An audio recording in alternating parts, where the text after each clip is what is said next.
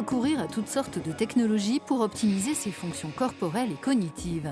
C'est le principe du biohacking, la biologie participative. Ce mouvement gagne en popularité, en particulier à Dubaï. Ces adeptes piratent leur corps en procédant à des changements plus ou moins importants.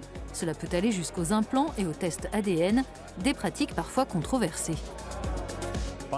Le biohacking, c'est ce nouveau terme que les gens ont commencé à utiliser pour désigner cette recherche d'amélioration des performances, qu'elles soient cognitives, mentales ou physiques, ou encore pour qualifier ceux qui cherchent à vivre plus longtemps et en meilleure santé tout au long de leur vie.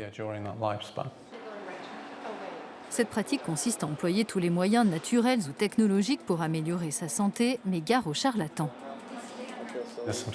Bon nombre de ces interventions ont des bases solides, mais c'est comme pour tout. Il y aura toujours des gens qui emploient des méthodes trompeuses, sans aucun fondement scientifique.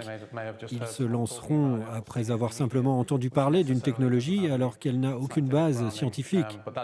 Mais cela ne veut pas dire qu'il n'y a aucune technique qui permette vraiment d'améliorer sa santé, de vivre plus longtemps ou d'optimiser ses performances.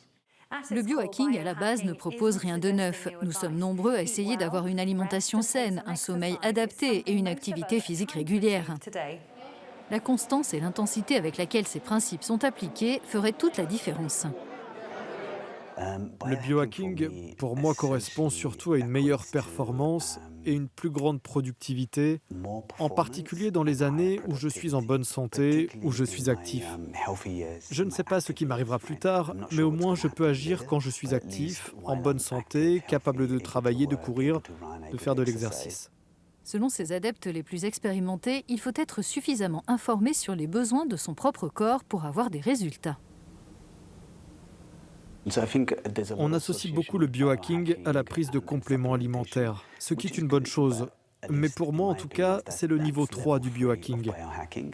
Le premier niveau, selon moi, c'est d'avoir un régime alimentaire adapté et d'être capable de comprendre ce que l'on mange et de faire attention à la qualité de ce que l'on mange. Le deuxième niveau, c'est de pratiquer une activité physique appropriée en plus de faire attention à sa nourriture. Personnellement, j'ai fait du jogging pendant assez longtemps. Et il y a aussi le fait que chacun est responsable de ses propres efforts. Comme ça, on évite de prendre des pilules magiques ou des compléments qui permettraient de bénéficier de ce type de bienfaits. Bain glacé, jeûne intermittent, appareil portatif qui enregistre le rythme cardiaque ou encore boisson aux champignons qui remplace le café, l'offre est extrêmement large sur ce créneau.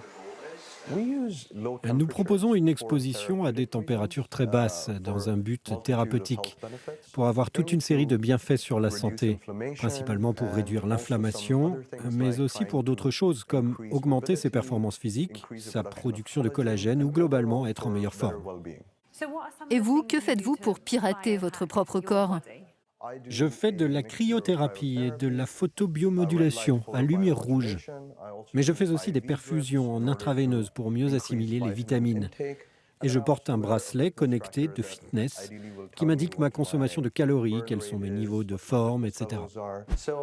Voici notre banc à lumière rouge. Vous allez simplement vous allonger dessus pendant une quinzaine de minutes sous les lampes. On va vous mettre un peu de musique et vous allez en ressortir revigoré. Je ne sais pas si j'ai piraté mon corps, mais il est clair que je me sens plus détendue. À l'autre bout de la ville, le Dr Nas a lui aussi adopté des pratiques de biohacking. Je surveille les 4 éléments essentiels de mon mode de vie, mon alimentation, ma pratique d'exercice physique, le contrôle de mon stress et mon sommeil. Ce sont des priorités pour moi. Et en plus, grâce à des analyses détaillées que la plupart des gens n'utiliseraient pas habituellement pour eux-mêmes, j'applique des protocoles très précis concernant les compléments alimentaires, que ce soit en prise orale ou en intraveineuse, ce que font de nombreuses personnes aujourd'hui, et même concernant le vieillissement biologique. Nous sommes déjà nombreux à faire du biohacking sans le savoir en surveillant notre sommeil, alimentation au rythme cardiaque. Certains poussent l'expérience plus loin par des méthodes qui peuvent présenter des risques pour la santé en s'affranchissant des brevets et de la médecine traditionnelle.